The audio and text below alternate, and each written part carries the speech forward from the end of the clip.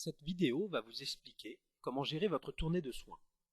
Elle fait suite aux vidéos dans lesquelles vous avez pu apprendre comment dans Topaz, vous pouviez effectuer la saisie de vos patients et des prescriptions médicales. Pour accéder au planning, cliquons sur l'univers Patients et traitements, onglet Traitement, puis sous-onglet Planning. Le planning affiche l'ensemble des soins de la tournée pour une date que vous définissez.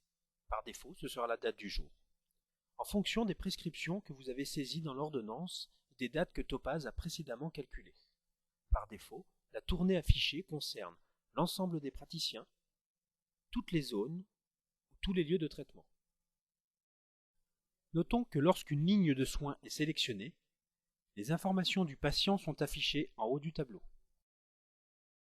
Il y a également un espace mémo dans lequel vous pouvez inscrire toute annotation que vous jugerez utile. Par ailleurs, vous pouvez accéder à toute information concernant le patient en cliquant sur les onglets Fiche patient pour ses données administratives, Ordonnance pour la prescription et Dossier médical pour accéder à tout son historique de soins et de facturation. Revenons à l'écran Planning. Chaque ligne de la liste comporte l'heure du rendez-vous, le nom du praticien exécutant et facturant, le nom du patient, la cotation de l'acte à effectuer, la zone géographique, le lieu de traitement, si un tarif férié ou dimanche est appliqué, le nombre de séances effectuées, le nombre de séances à facturer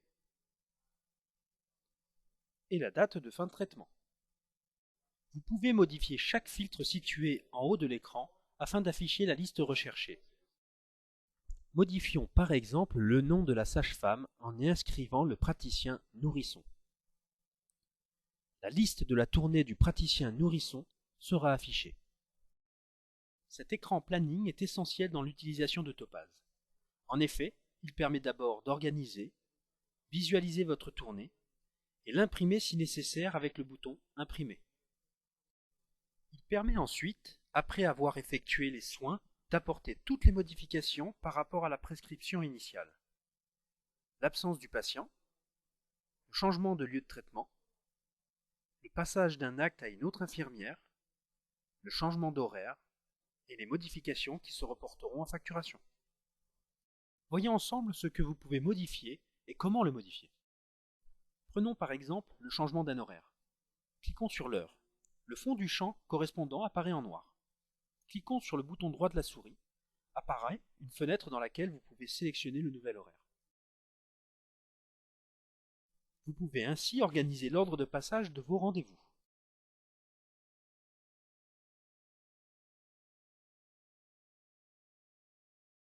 Cette méthode de modification clic gauche pour sélectionner le champ et clic droit pour modifier est valable pour toutes les données d'une ligne de soins.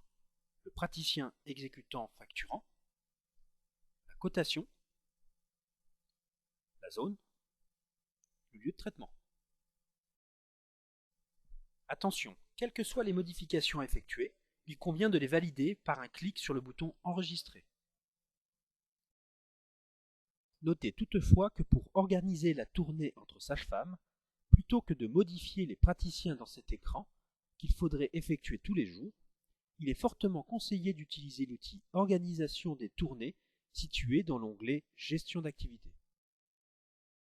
Revenons au planning. Il est possible qu'un soin n'ait pu être effectué dans la tournée. Le patient absent par exemple. Vous allez également pouvoir supprimer la séance non effectuée avec le bouton Supprimer. Dans le cas d'un arrêt du traitement, décision du prescripteur ou décès du patient par exemple. Dans ce cas, après avoir facturé toutes les séances déjà effectuées, cliquez sur Historiser. Une croix dans la colonne H apparaît afin de désigner le patient historisé. Cet écran planning, comme nous venons de le voir, permet d'organiser votre tournée et enregistrer toutes les modifications sur les séances effectuées. Mais il va vous permettre aussi de décider du moment où vous allez facturer votre patient. En effet, sur chaque ligne de soins est affiché le nombre de séances à facturer, calculé à la date du planning. Si ce nombre dépasse le seuil que vous vous êtes fixé, vous pouvez facturer dès cet écran en cliquant sur les différents boutons de facturation à gauche de l'écran. Facturer FSE pour facturer directement les actes avec ou sans carte vitale. Facturer papier pour facturer par impression d'une feuille CERFA. FSE visite pour préparer la facture et la charger dans votre lecteur TLA pour certification ultérieure au domicile du patient. FSE visite anticipée pour préparer la facture et la charger dans votre lecteur TLA pour certification ultérieure au domicile du patient, mais en comprenant la date du lendemain par exemple.